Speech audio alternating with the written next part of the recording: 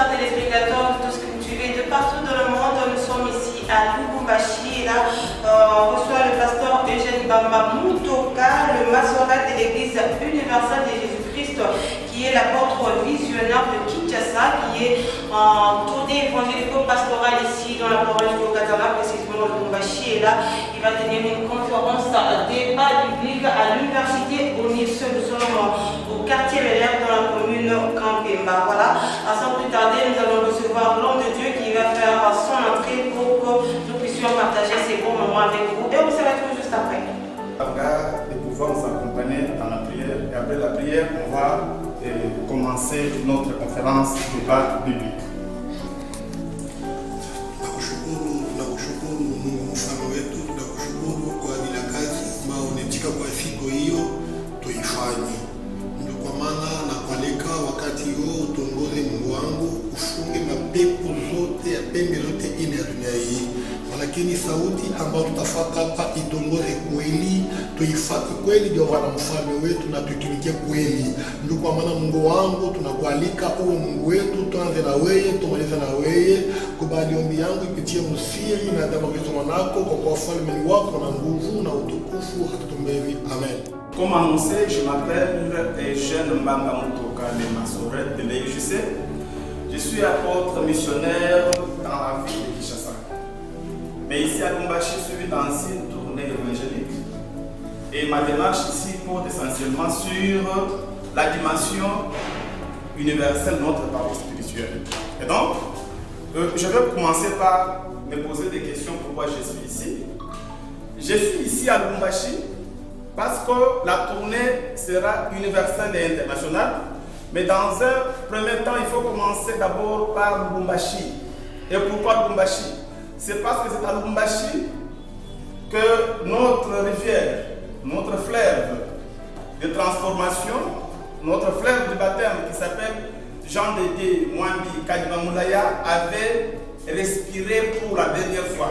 Étant donné que c'est lui l'initiateur, c'est lui notre rivière de transformation, c'est lui qui nous a incarné, qui nous a transféré cette parole universelle. C'est pourquoi, symboliquement parlant, j'étais contraint de commencer ma tournée évangélique par Lubumbashi avant de commencer ailleurs ou dans les pays étrangers. Et donc, là c'est pourquoi je suis ici à Lubumbashi. Et donc, la conférence d'aujourd'hui ici à l'université Onyx vous permettra de comprendre les différentes dimensions de la parole spirituelle, mais également comprendre le sens universel de la parole de Dieu. C'est pourquoi devant vous il y a un tableau. Le tableau a des rubriques et ces différentes rubriques vont vous permettre de pouvoir intégrer la parole spirituelle, mais aussi comprendre pourquoi nous devons parler spirituellement. Le tableau a 3 rubriques. Ici nous avons l'humanité, la révélation et Christ. Pourquoi nous parlons de ces 3 rubriques qui composent ces tableaux? C'est parce que, à ce stade, l'homme qui vit encore dans l'humanité a des confusions. Il ne sait pas intégrer la dimension de Christ. Alors, nous qui avons eu la chance d'accéder à cette grâce incommensurable, à cette bonté merveilleuse de Dieu, nous sommes les détenteurs de la vérité universelle. Maintenant, nous cherchons à universaliser cette connaissance-là. Comment l'universaliser? C'est pourquoi j'ai écrit ce bouquin, ce livre intitulé Non au culte charnel. Alors, quand vous allez parcourir ce petit bouquin, je suis à la 109e page. C'est là où vous allez trouver ce petit tableau. Et c'est le tableau qui définit concrètement quelle est la mission universelle nous léguée par Jean Dédé Mwambi Kadima Moulaya. Sans plus tarder, nous commençons à gérer le tableau et ses rubriques. Nous commençons par l'humanité. Pourquoi l'humanité? Parce que dans le point 1, il y a la marche de l'humanité. Et dans la marche de l'humanité, je vais inviter mon lecteur, l'apôtre Badi Banga, qui va pouvoir nous lire Colossiens chapitre 2, verset 8. Et comme ça, je vais pouvoir vous expliquer qu'est-ce que la marche de l'humanité et ça vous amènera à comprendre les fonds et les profonds de la parole spirituelle.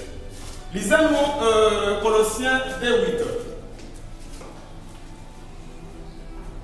La tête dit l'avertissement contre les fausses doctrines. L'avertissement contre les fausses doctrines. S'il vous plaît, attendez à toi.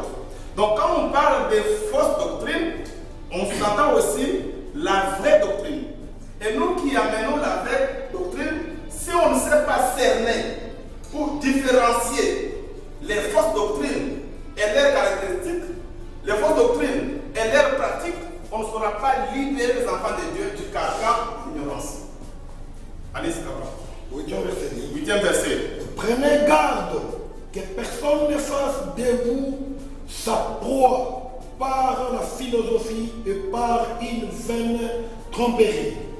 Juste là, c'est bon. Pour gagner le temps, je prends seulement les concepts philosophie. C'est-à-dire quoi? Dans cette première partie de notre démarche, nous devons comprendre qu'est-ce que la marche de l'humanité. Il y a des gens qui ne connaissent pas comment l'humanité a évolué. L'humanité a connu plusieurs mutations et dans les contextes actuels, nous sommes dans ce qu'on appelle le 3e millénaire. Et c'est ici où on va, par le monde occulte, créer le nouvel ordre mondial. Et nous qui avons maintenant le message de Dieu, comment contourner ça pour, n'est-ce pas, libérer les enfants de Dieu qui essaient de croupir encore dans l'ignorance et qui vont tout droit dans l'enfer par rapport à la préparation de l'ordre mondial. C'est pourquoi je m'en vais directement vous expliquer comment est la marche du monde. Le monde a connu 3 marches.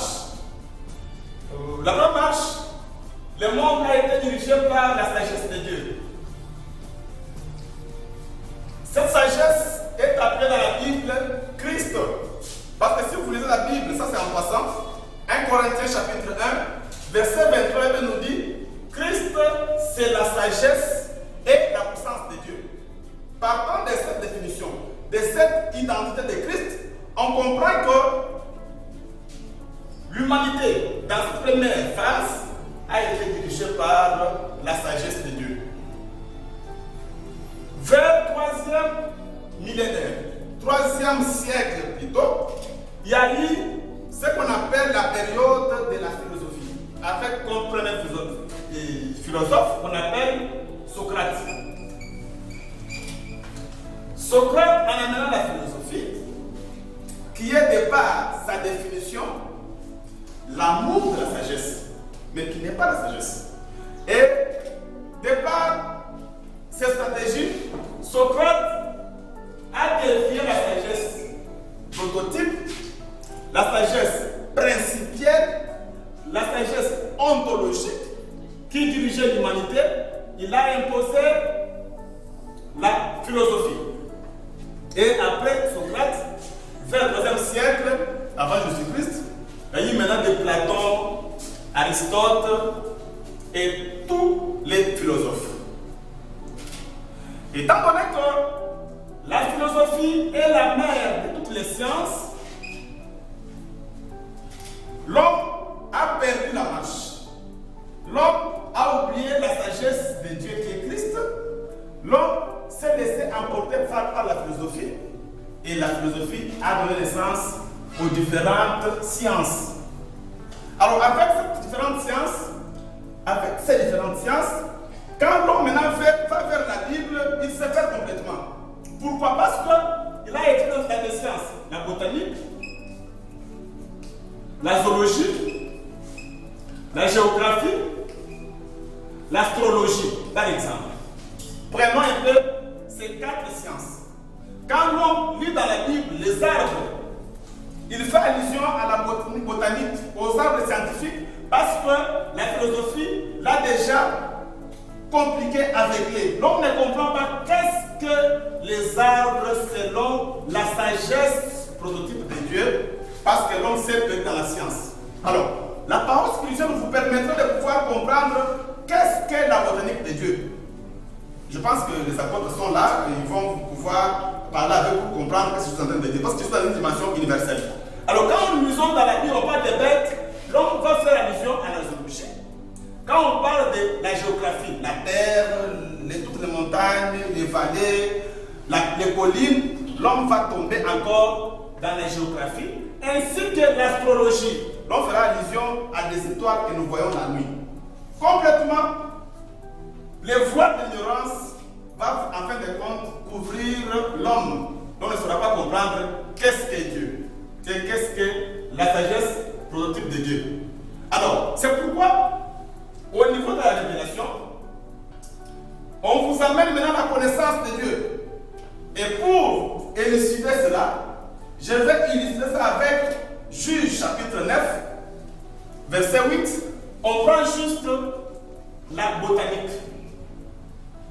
Et ce sont des idées comme ça qui sont intégrées dans ce petit bouquin pour que vous puissiez comprendre l'étape charnière, l'étape de la révélation, qui est l'étape charnière, pour que l'homme puisse quitter de l'humanité vers la dimension christique, qu'on appelle Christ Jésus, et devenir aussi chrétien. Alors, lisons un peu Juge 9-8 pour comprendre qu'avec la pensée de l'homme, la pensée philosophique, la pensée scientifique, la botanique humaine, on ne pourra pas comprendre la pensée de Dieu. Juge 9-8. Juge 9-8. En la tête, on dit apologue de Jonathan. 9-8. 8. Les arbres partirent pour aller oindre un roi. Attends. Les arbres partirent pour aller oindre un roi. Restons un peu botanique et scientifique. Est-ce que les arbres peuvent partir? Parce que pour partir, il faut faire un déplacement. Il faut marcher. Il faut se déplacer de l'endroit A vers le point B. Mais si les arbres partirent pour oindre un roi, recommencez. Il dit ainsi, les arbres partirent pour aller oindre un roi, Oui. et le mettre à leur tête. Allez-y. Ils dirent à l'olivier, règne sur nous. Après avoir marché et parti, ici même, il y a eu une discussion. Les arbres dirent à l'olivier, est-ce qu'un arbre peut avoir quelque chose à dire? Oui, dans la sagesse prototype, dans la Bible, les arbres parlent. Mais dans la dimension scientifique, l'oranger n'est pas communiqué avec l'avocatier. Ici, les arbres parlent avec l'olivier. Ils disent à l'olivier, règne sur nous. Donc, un serviteur de Dieu, c'est la personne qui sait démontrer comment l'arbre qu'on appelle olivier peut s'exprimer, peut avoir une expression dans sa bouche. Étant donné qu'on n'a pas compris comment un arbre peut parler, donc on est perdu dans la philosophie de Socrate et ses contemporains, on a perdu dans la science qui est la fille de la philosophie. À ce stade, l'homme de Dieu, c'est dit pasteur, ne saura pas expliciter clairement comment un arbre peut s'exprimer. Bonjour à tous. Bonjour. Est-ce que vous me suivez? Oui. Donc l'arbre qui ne sait pas parler, ce n'est pas un arbre. Dans la vie chrétienne, l'homme de Dieu doit avoir la capacité d'exprimer à l'auditoire comment l'olivier et les autres arbres peuvent parler. Parce que ici, en Juge chapitre 9, verset 8, la Bible dit, les arbres dirent à l'olivier, toi viens, règne sur nous. C'est dommage. C'est dommage. C'était avec quelle voix? Un arbre qui va rencontrer d'autres arbres et en fin de compte, il commence à parler. Voilà la dimension de la révélation. Voilà l'importance de la parole de Dieu. Donc quand vous allez quelque part, on ne sait pas vous expliquer comment un arbre, en Swahili c'est comment? Mouti. Un arbre peut arriver à s'exprimer. Et voilà notre mystère. Voilà la grandeur de notre parole. Parce que ici, ça y est des arbres oliviers en face des autres arbres, en train de discuter, en train de parler. Continuez. Est-ce que vous me suivez très bien? Oui. Voilà. Les arbres partirent pour aller oindre un roi et le mettre à leur tête. Ils dirent à l'olivier, règne sur nous. 9. Mais l'olivier leur répondit. S'il vous plaît, qui répond? L'olivier. Il répond aux autres arbres. Oui, il dit aux... Voilà. Mais l'olivier leur répondit. Renoncerai-je à mon huile qui m'assure les hommages de Dieu et des hommes pour aller planer sur des arbres? Bonsoir à tous. Bonsoir. Ces discours viennent de qui? De l'arbre qui s'appelle Olivier. Alors, à ce stade, vous pouvez être délivré. Pourquoi? Parce que il faut qu'on va vous demander de trouver l'huile d'olive. Vous comprenez, l'huile d'olive provient des olives qui sont des fruits d'un arbre qu'on appelle olivier. Bonsoir. Bonsoir. Et alors, c'est un olivier qui doit s'exprimer. Mais si quelqu'un t'envoie dans une boutique, ici dans la ville de Lubumbashi, il te dit tu es malade, trouve-moi l'huile d'olive. Et toi tu vas dans une boutique, tu achètes l'huile d'olive, donc tu es en mode animalité, tu n'as pas eu la chance d'avoir la révélation pour comprendre qu'est-ce que l'olivier qui peut donner des fruits, et les fruits donnent l'huile d'olive qui peut nous guérir, qui peut nous sauver. Donc, l'olivier biblique dégage son huile quand il s'exprime. Donc, si l'olivier ne s'exprime pas, il n'y a pas d'huile. Donc, un olivier a la capacité de s'exprimer et quand il s'exprime, il dégage de l'huile. Bonsoir. Bonsoir. C'est cette huile-là dégagée par l'olivier qui sait parler qui peut pouvoir maintenant guérir, délivrer, sauver. Quand je parlais en Lingala, des fois quand je n'ai pas de biseau, donc vous allez m'expliquer, moi je viens de Kinshasa. Alors, si seulement quelqu'un ne peut pas une connaissance limitée, c'est-à-dire que l'olivier c'est un homme, mais bien sûr, qu'est-ce que l'olivier homme? Qu'est-ce que l'arbre olivier homme? Qu'est-ce que l'arbre figuier? Parce qu'ici il s'agit de beaucoup d'arbres. Vous avez vu ça? Cela revient à dire que dans cette première rubrique et dans la marche de l'humanité, on comprend que l'homme du monde s'est perdu dans les méandres de sa marche jusqu'à ce que quand il va vers la Bible, il est floué, il est aveuglé.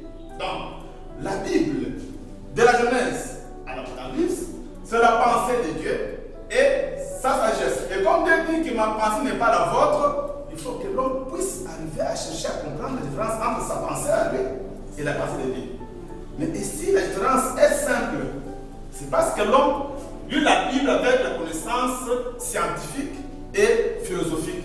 Tandis que la Bible, c'est la pensée prototype de Dieu. Voilà pourquoi j'ai voulu vous expliquer comment la marche du monde s'est réalisée, tandis que le monde a connu beaucoup de limitations, en perdant la sagesse de Dieu, en se retrouvant dans la philosophie, et la philosophie a donné naissance aux différentes connaissances. Et toutes ces sciences qui proviennent de la philosophie créent maintenant ce qu'on appelle les saletés de l'âme. Ça couvre l'âme, ça crée des brouillards. L'âme de l'homme ne sait pas encore s'exprimer concernant la sagesse universelle de Dieu. Et nous qui sommes les membres de l'EIJC, nous avons cette mission universelle de contourner la connaissance scientifique, ramener l'homme du monde à la connaissance prototype, afin que l'homme puisse comprendre Christ, qui est la sagesse et la puissance de Dieu. À ce stade, l'homme est délivré des fausses doctrines citées en Colossiens 2:8, qui sont des doctrines qui proviennent de la philosophie.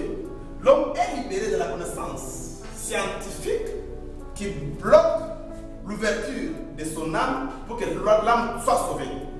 Voilà la mission de l'EIJC concernant cette première partie de la marche de l'humanité. Alors, une fois que l'homme est déchu comme ça, l'homme a perdu les repères spirituels, l'homme a perdu son sens, il aura la difficulté pour accéder à la transformation intérieure. Ainsi, je vais commencer maintenant la conscience de l'homme. À ce stade, je pense que c'est pourquoi j'ai dit que je suis venu ici à Lubumbashi de manière symbolique. Pourquoi? Parce que c'est ici où notre messager, Jean Dédé Kadima Moulaya, a respiré pour la dernière fois. J'étais obligé de venir ici, chercher à pouvoir retrouver le même souffle pour que les gens puissent comprendre pourquoi nous parlons de la conscience de l'homme. Parce que si l'homme ne comprend pas sa conscience, il va se perdre. L'homme ne comprendra pas pourquoi il doit être baptisé. Or, le baptême, c'est pour la transformation. Bonsoir. Bonsoir. Et la transformation